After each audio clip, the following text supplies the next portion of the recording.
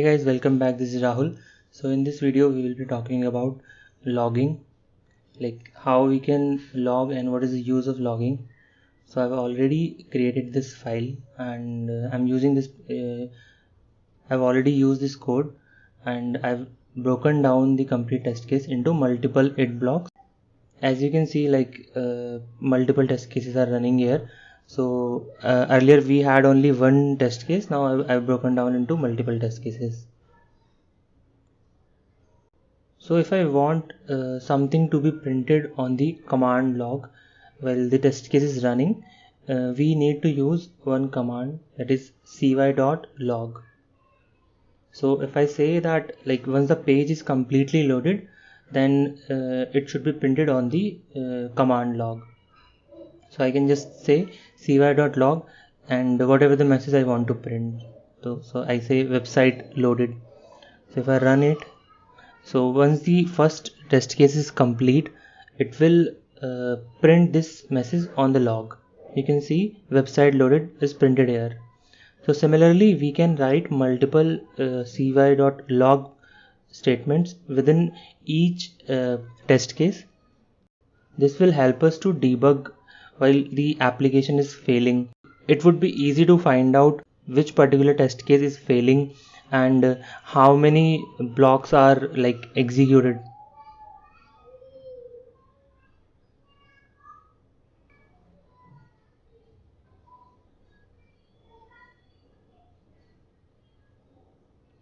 So on the login page, on the login click button, I've written cy.log, clicked on login button and enter username, and here I can say enter password.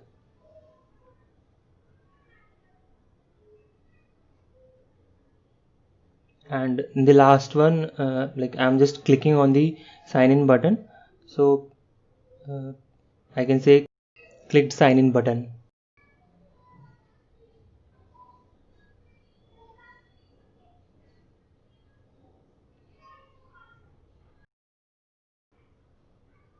So here you can see all the test cases are executing, and as soon as the execution completes, we can see all the log statements are printed. Clicked on the login button and enter username, enter password, and similarly clicked on sign in button, clicked sign in button. So all these statements are printed. In real time, your test cases will be having multiple lines, so it would really help to debug your test case, like how many steps are completed, so you can easily find out where the test case is failing. But if I don't want to print something on the log, okay, if I don't want this password to be printed on the command log, I can just pass it like this.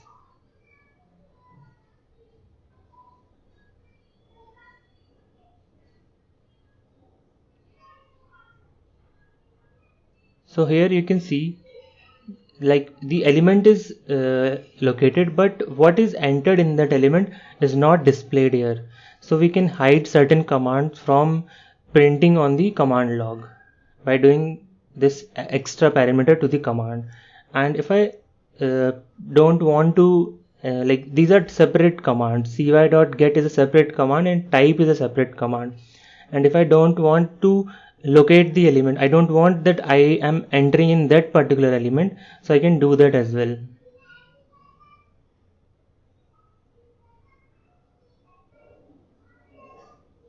So here you can see the type event, the type command is printed, but the locator is not highlighted here. It is not displayed in which locator it is typing. So by doing this we can hide certain command from printing on the command log. And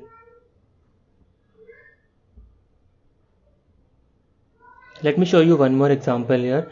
If I declare a variable and I assign it some value and I want to print this variable on the console, so I can just directly use this variable and either pass it as a different parameter, like if I say cy.log website loaded, comma price, or I can just directly pass it. So if I run this test case, the price should be printed twice. You can see 4050 is printed twice.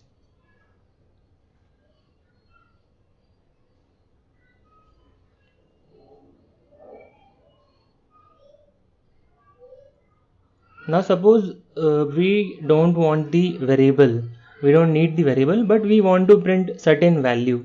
Suppose I want to print the text of the sign in button.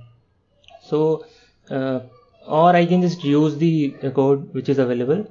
So this is the code which is available, and we know to get the text of any element, we need to use the then method, which we have already discussed in the previous videos.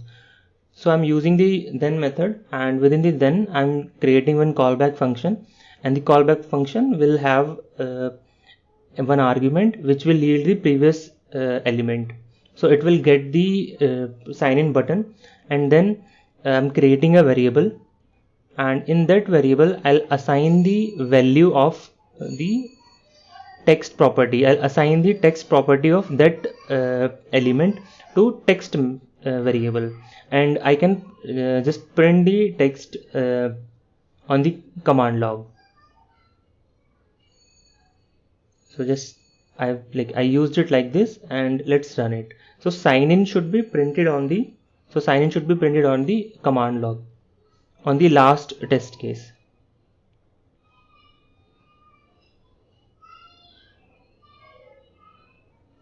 So here you can see the log statement, the 7th, this one, sign in is printed here. So in this video we learned how to use command log, which can help us while debugging. Thank you guys.